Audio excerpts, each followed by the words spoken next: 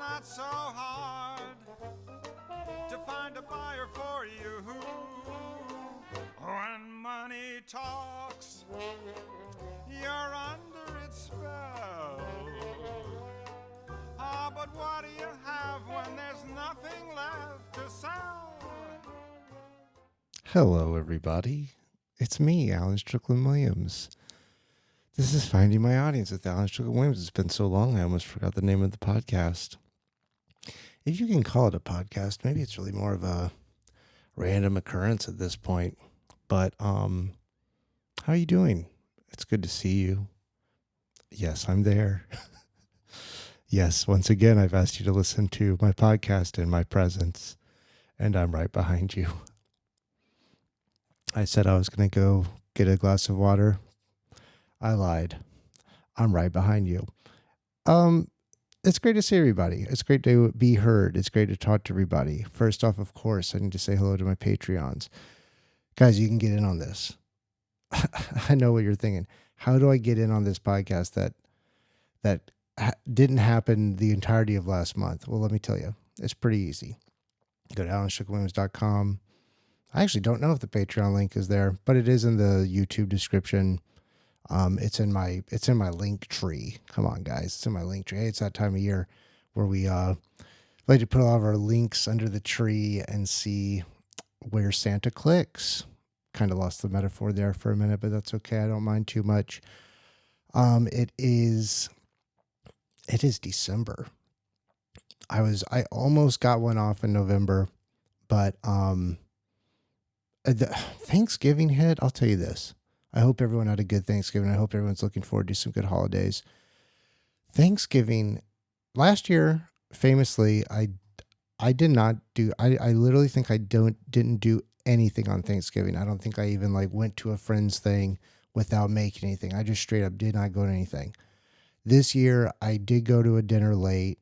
And I'm not talking out of school here. We know that Solomon Giorgio is a beautiful entity and a hilarious comedian, but what you don't know is that he's an amazing host. And this beautiful angel spatchcocked the turkey. Now, I didn't know what this was. I thought spatchcock was maybe something you would use in construction. Sounds like plaster of Paris or something like that. But it's it's like where usually the turkey's kind of all presented big. You put the stuffing inside of it. I think basically what you do here is you remove some sort of bones, you remove something. So basically it's like you break it in half and then it's sort of lying flat. So it was just so juicy. I think he literally injected it with butter. I think he got surgical with it. It was fantastic. I had a deep fried turkey some point in high school. My high school girlfriend, they would do that. And for the longest time, that was the one to beat. But I got to tell you, that spatchcock turkey, that did it for me. And I'm trying to be more mindful of the mouth sounds. I read that you're supposed to not close your lips. You're supposed to just never really close. If you don't close your lips, then they can't make a sound. It's like, okay, well then how do you GD talk then? He's one of the worst students we've got. We still got drops. We're going to get some new ones in the new year. Podcast's still going. Hey, look, I don't subscribe to anything that says I need to put this out every week or whatever. Here's what I need to do with it.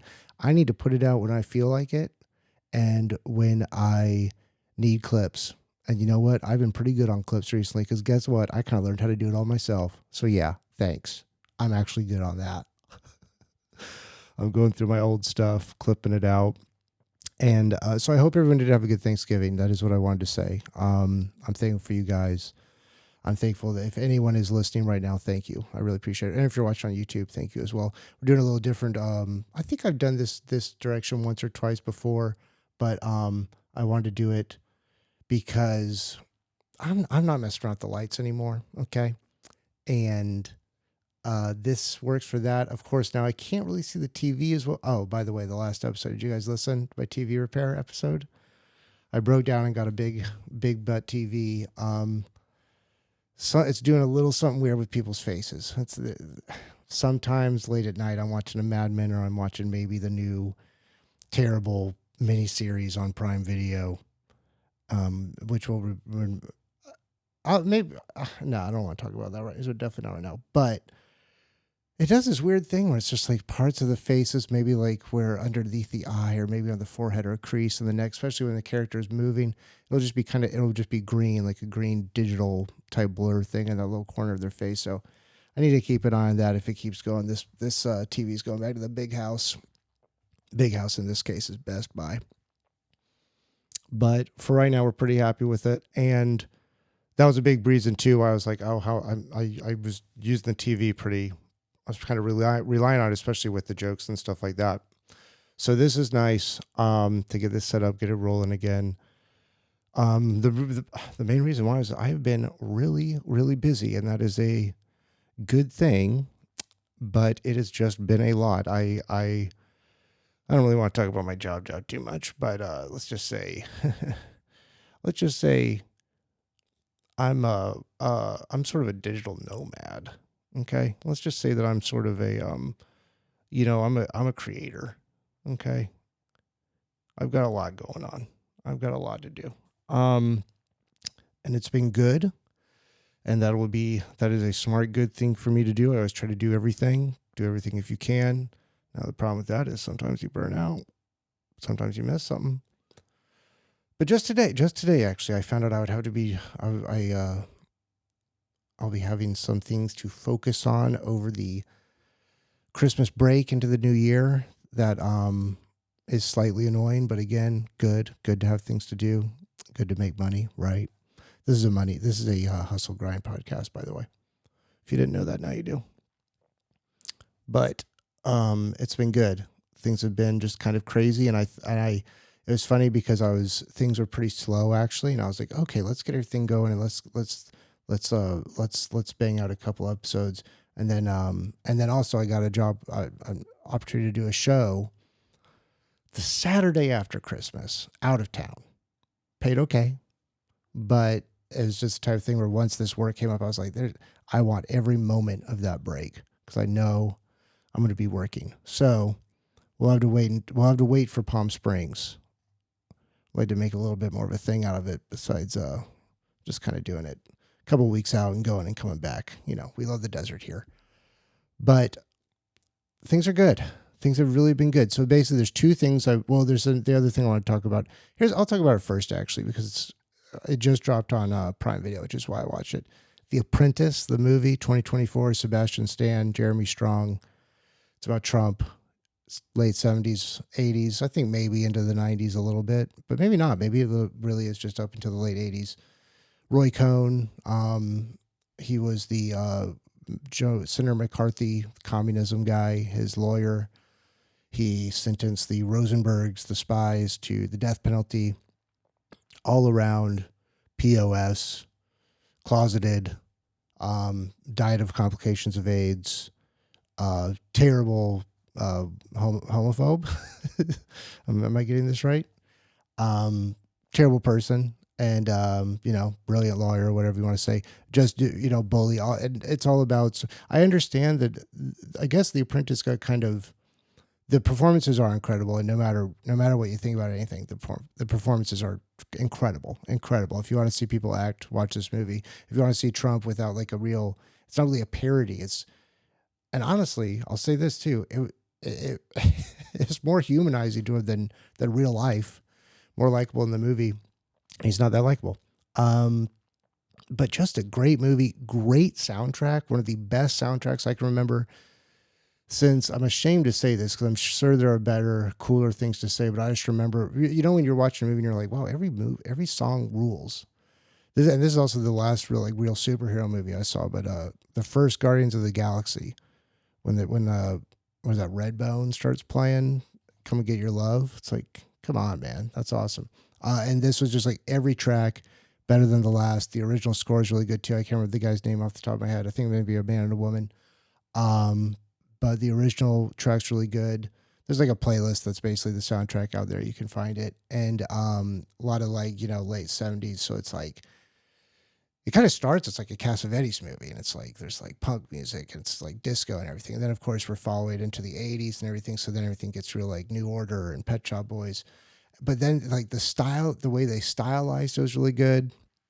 Um, really, really, really put whatever your feelings about him or or what you've heard about the movie aside, because it is, to me, it's like, everyone's mad at Quentin Tarantino for ragging on Paul Dano.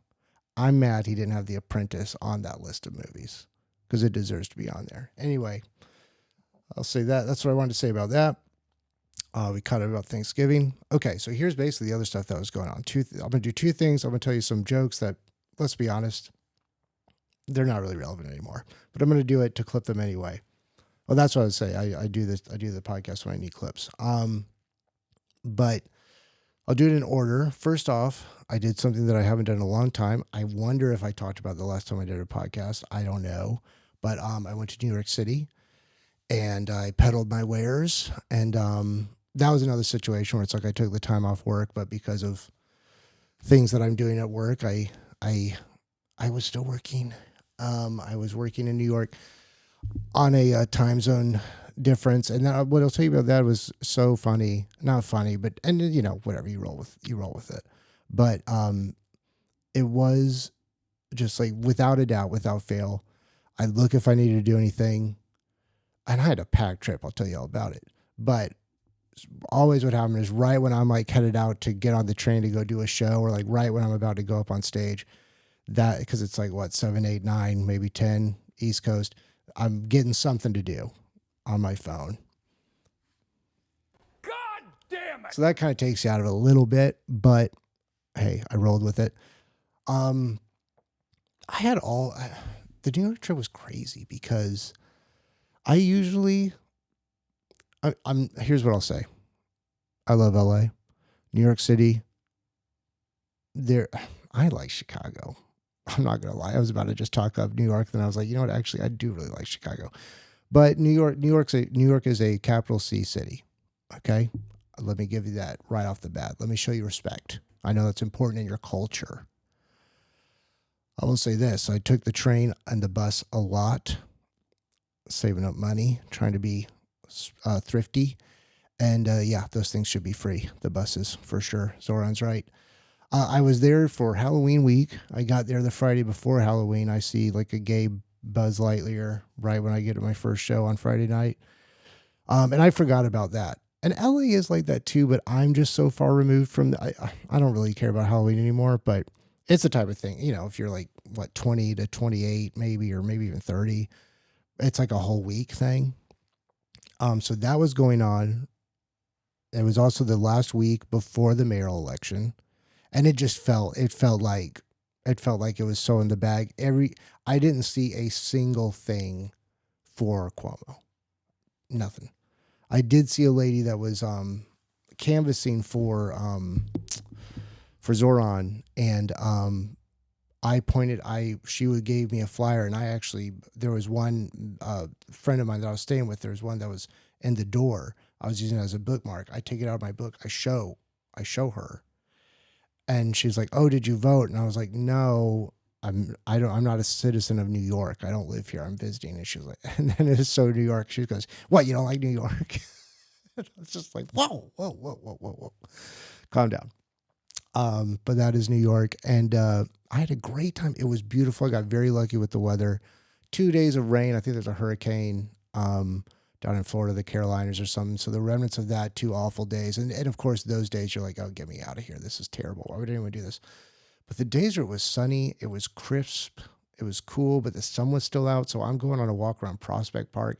I'm taking my shirt off in meadows. I don't even know the names of these meadows. Okay.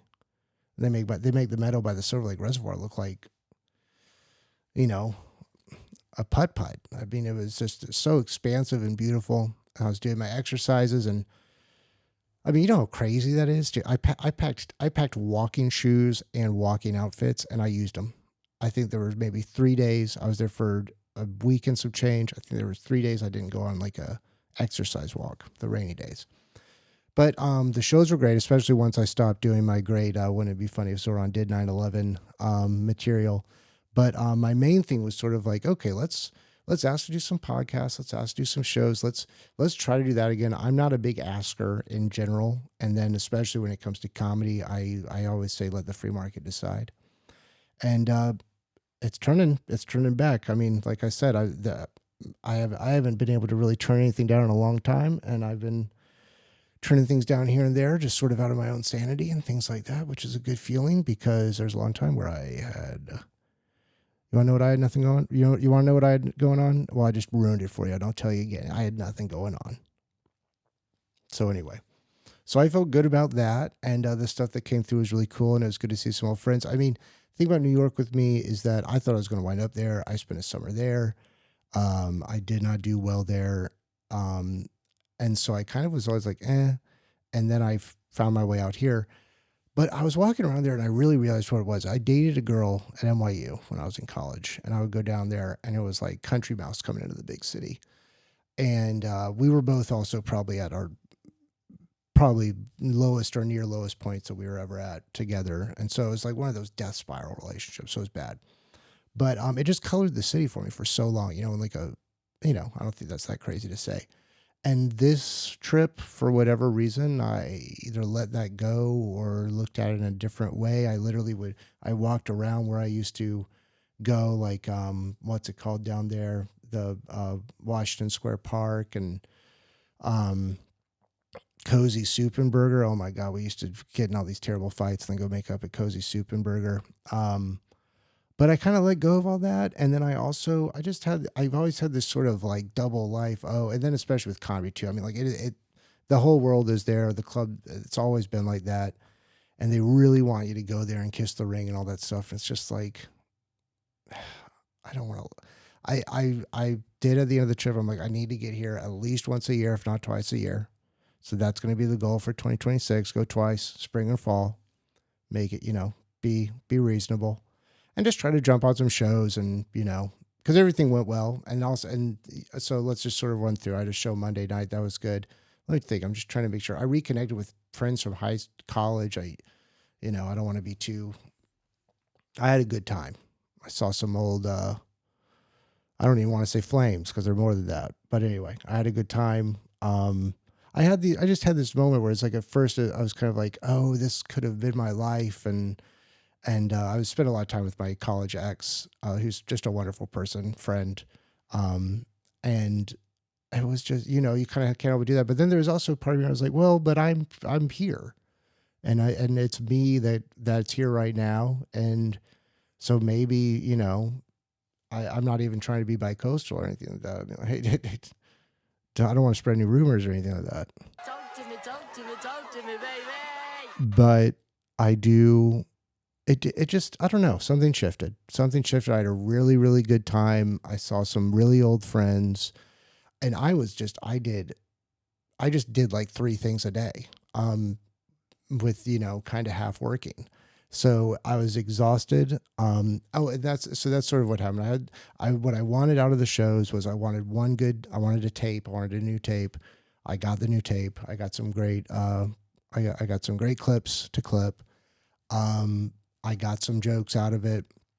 I tagged some stuff, that's kind of sort of just those little mini pieces when you're putting stuff together, and then met some people and just sort of felt like, oh yeah, this is what it is. And, New York is the center of the world, especially now with LA, and LA still coming back with everything with stand up. But I don't know, it just felt really good. And, I'm really glad I did it. And I'm sort of surprised that I did it because it's so easy for me not to go to New York. And I'm glad I got over that. The kind of crazy, I'm trying to think of all the specific things that happened. One was just, I saw Tame Impala there. I saw Tame Impala, when I was there after a show. That was cool. The show was great. I saw it here in LA as well. The craziest part of it was just seeing, just how different it is to go to like a huge concert in the middle of a urban city as opposed to it was a Barclays. So that's like, it's not like there's a parking lot around it where you or anything. I'm sure there are parking garages, but everyone goes out of this one center and then it is funneling down like just 4 escalators down to the train. So obviously I poked around to a bar or something and waited. But then I saw Tim and Paula here at the forum, and it was just like, you're in your car waiting to go. So that was interesting. Anyway, you ever notice how you walk in New York? I don't know if you ever noticed that. But I had a really good time. And then what else happened was I ran to James Austin Johnson, old friend, the president, on Saturday Night Live. And I did his show on, I can't remember what day it was, but he was like, you can extend your trip a day. I was leaving on Saturday. And I was like, and I realized, he's going to invite me to come to SNL. And at first I was like, I don't really need to do that. But then I was like, well, why not? I am here. And I was leaving, I could still make it even so that I get back before Monday to just kind of loop into work. But I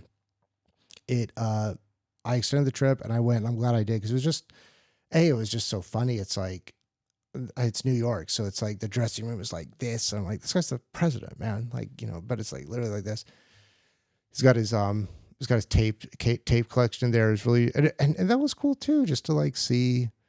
There were people that work on the show that I didn't know worked on that show, and people that I'm like, there's no way this person remembers me from open mics or whatever. And it was cool. It was definitely weird, and the show was nice, and it was also funny to see like NBC pages were there, and I was an NBC page. I did it out here, but that was just kind of like a funny thing too. All these sort of like reflections or reverberations of things. I guess that's when you get older. This is what happens. You collect memories and you live your life. But where was I going? Oh, the after party was just like a total, and I was pretty tame the entire week, the entire time I was there. There was one night where I met up with Dave Ross. I did Comedians You Should Know at the Gutter in Brooklyn. And that was like, I'm seeing friends from Denver. I'm seeing the Kevins. I'm seeing Dave Ross. That was a night I did it up. But beyond that, I kept it pretty tame. And even at the SNL thing, it's like, I'm there with like James and James's manager and, Andrew and stuff. So it's like, there's all these different, and I've been to one of their after parties before, but it was very much like I was invited by someone else, some other comedian that was there. And then, so it was like, I was like way, way down the list. This was kind of crazy. It's like you do the show and then I was with them. So you jump in this like big black car that they just drive you to the place. And then you go in, and because you were with cast, like we get to sit down at a table. So it's like we sat at a table, Lauren's all the way and the other. And this was the one, this was the election one. So this is like Shane Gillis was Trump and Rami Youssef was Zoran. And so it's like funny because you just look over and then you just see like Shane Gillis and Lauren Michaels just like meeting of the minds, like at the table. Like, what are they talking about?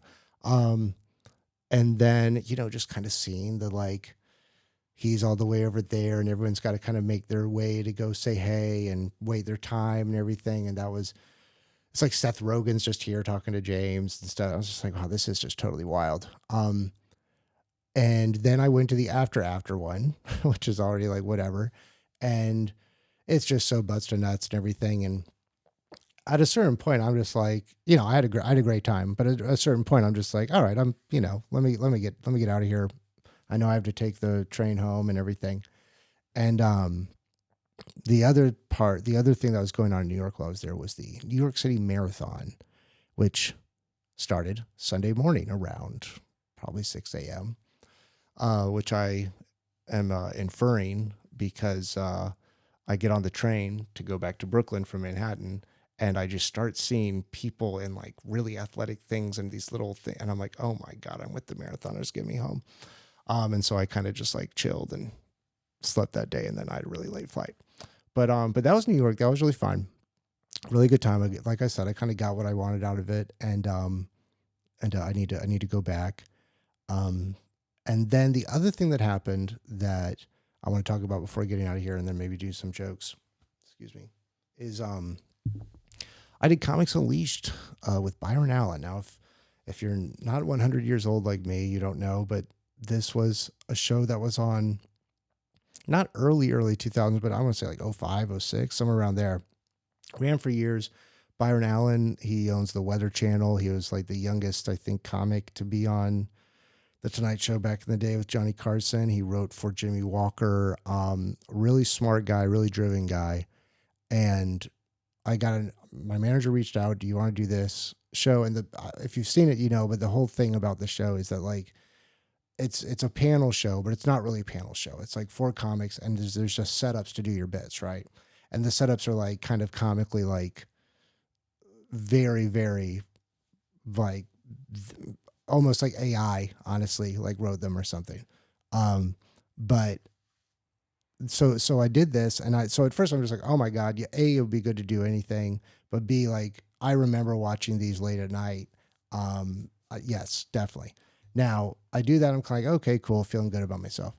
Maybe a week later or whenever I get a call from the production side of things there, and they're like, you need to join SAG. Sorry if this is inside baseball. Maybe it's not. Maybe people are interested in this.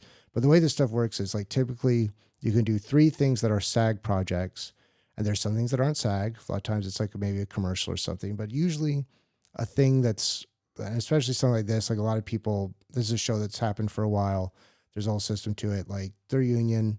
And so, yeah, as a performer, you also need to join or be eligible or whatever. But for whatever reason, it's like, I think you can do maybe 3 things without having to join SAG until then the next time you do it, you get hit. And I think I even might have missed one. I think I might have done 1 over 3 because this doesn't matter to anybody, but at some point I might have gotten a letter that also was printed weird from SAG. And I remember looking at it and it was like, when the paper gets jammed and it's just like, you can tell something. I remember looking at it and just be like, it was like the middle of the pandemic, not in the middle, the beginning of the pandemic. And I'm like, I don't give a fuck what this is.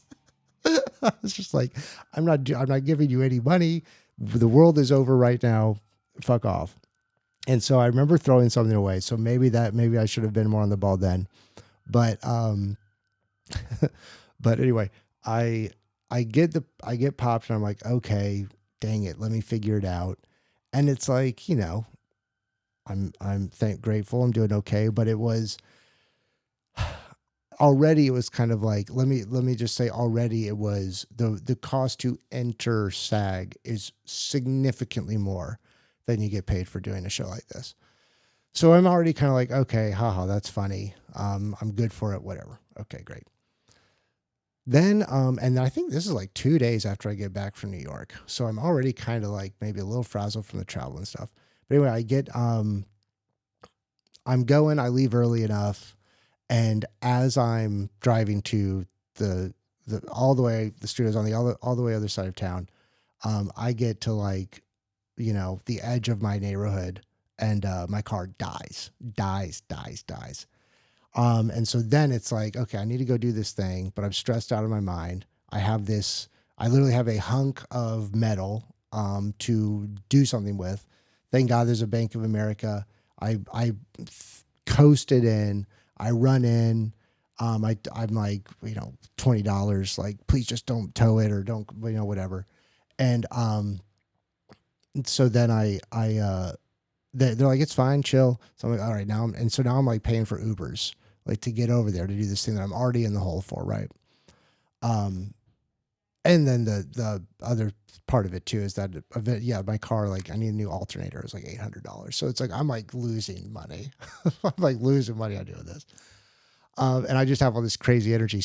But it came out great. Can you watch it? I don't know. I thought it was going to be streaming on Paramount Plus. I'm sure there's some legal whatever, so they're going to show it a lot. But it did come out great, especially considering like I was up late, so I watched it live, and I was like, oh my God, I almost didn't know if that was the same day just because it came out so great. And it was like, it's like you're using I don't think any of the material, oh no, maybe that's not true. I did the vasectomy thing and I did some Florida stuff. So I think maybe the vasectomy thing was the only thing that had never been like shown anywhere. And then they added, there was like an hour taping. They do like 6 a day. We were like the 5th one. It definitely felt like that. It was definitely exhausting. And so then after it's over, I'm like, okay, great. Wow, I did it. That was great. I'm like, oh crap, I got to deal with all this stuff. So I go all the way back to my side of the town. Oh, I also want to say this about the taping. The taping was Well, two things. So, there's like, these kind of awkward setups that Byron has. One of the guys I'm on with, this guy, Eddie Ift, he said that back on when he was on in the early 2000s, one of his setups that Byron gave him for his bit was, so Eddie, I hear you're afraid of AIDS. So anyway, that's what they were doing back in the early 2000s. But Byron was super nice. Everybody was really nice. The other comics were great. I didn't know them, but they were great. Eleanor Kerrigan, I've heard that name before. But I'll tell you this: Byron has a portrait of himself that he can see from his host seat in the studio. Baller move. But with also, it's like it's his whole thing. This is a very smart man. This is a guy that syndicates the show, and I'm sure his businesses are advertising on it. So this guy knows what he's doing, and he's just in total control. And it's like he's sort of directing it too. So if he needs to take something again or whatever, he'll just say applause, applause, applause, and then everyone will applaud, applaud, applaud, and it's just like, and then there's like literally a fish tank there. I mean, it was so surreal because the whole time I've done a lot of cool stuff. I've been pretty wowed by meeting some people here and there, and this was just the craziest thing. It was just so insane to look over and just be like, I am trying to. Byron Allen just asked me, "Do you guys see this?" So it turned out great, but then of course afterwards, then I'm like, okay, now I'm going to deal with this. Dang. I get back to my side of town. The car's still there. I have one of those little like jump things. And so I jump it, and I get it so close to the curb, but not quite close. I found a parking spot out next to a church, and I'm like, let me put my faith in God for a minute. And I just park there, and it's like far away, but this is literally the moment when it starts to like rain. Remember when it rained really bad? Not this past time, but the time before that. It starts to rain. And I'm like, I can't deal with this. I'll deal with this later. I'm just going to leave it here. I wrote a note. It was blocking a thing, but people could still get into the thing. So I'm like, if people come, like, if I tow it, if they tow it, they tow it. But if I'm, maybe this will work out. So I go, because I got to go to a concert that night. I want to see Rilo Kiley for maybe the 5th time or 6th time. I can't remember. 4th time. And I'm so glad I went. It was so funny too, because I literally had that was a crazy day. It really was when I watched it, when I was able to be like, oh yeah, I enjoyed that. I'm glad I got that opportunity, because I could not divorce what I went through that day from that experience. It was just all tied up with it. And the day kept going, and it gets even worse. So I'm like, screw it. I dropped my stuff up at home. The concert's at the Greek. The car's parked like at the foot of the Greek, like way down. I'm like, it'll be a 25-minute walk after I leave. I'll deal with it then. I go to the concert. It's awesome. Makes me forget all my worries. Makes me like, oh yeah, concerts are the best thing you can do in your life. Oh my God. And she was just great. I think she might have been looking at me. But she was great. Jenny was great. And I go, after the concert ends, I walk all the way down, and it's still raining, but it's not that bad. It started raining a little bit during the concert. And I'm like, I have AAA. I'll deal with it. This has been a long day. I also, like I said, I got back late Sunday night. So basically I've had one sleep since New York City and then this experience. And I get to the car, and when I get to the car, it just starts downpouring. And because of that, when I'm trying to get to AAA, they're like, yeah, we'll be there at 3 a.m. And it's 11:50 or something. So I'm like, oh my God, so again, I sort of just I'm like, what I did was I crashed out. I lost it.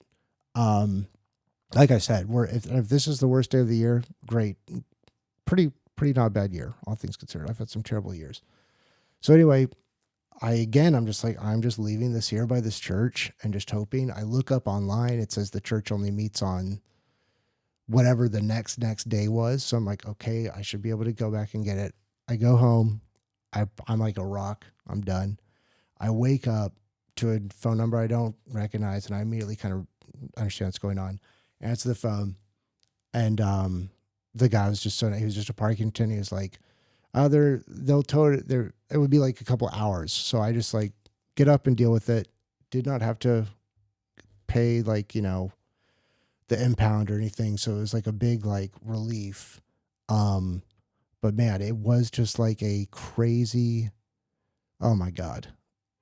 I was really, really, really close to just like, I was just like, I'm just going to make my car explode. I don't even know what that means.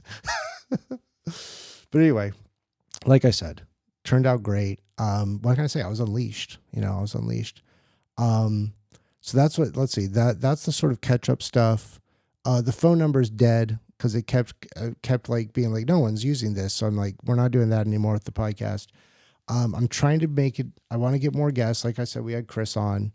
I went really well and it did well. So I need to have more guests on. We'll figure that out. And then what I want to do is I want to bank episodes and then basically tag on jokes to it and then sort of use that as like make it sort of relevant thing, but also to have these things to put out. I want to compete with the other jokes out there. I don't want mine to be better and they will be. But anyway, let's do that and then we'll get out of here. Like I said, again, you can always order the album. It's Christmas, holidays, get it for a gift, AlanStricklandWilliams.com. Check out my stuff online. Follow me, join the Patreon. There's a $1 tier. Hey, we're doing maybe 35 episodes a year for $1. Okay. So these, like I said, these are just me to kind of get back into some, just getting in the rhythm of it. But there's one or two of them that I think I will actually clip. But anyway, there's only a few of these. Let's see. Okay, this was context. This was, President Trump and he doesn't like the guy that runs the Federal Reserve. So here we go. Let's see. This is the problem with sitting here though, is that I had it set up nice over here where it's like I could pretty much read the thing and it would be right behind the phone. So now it's just.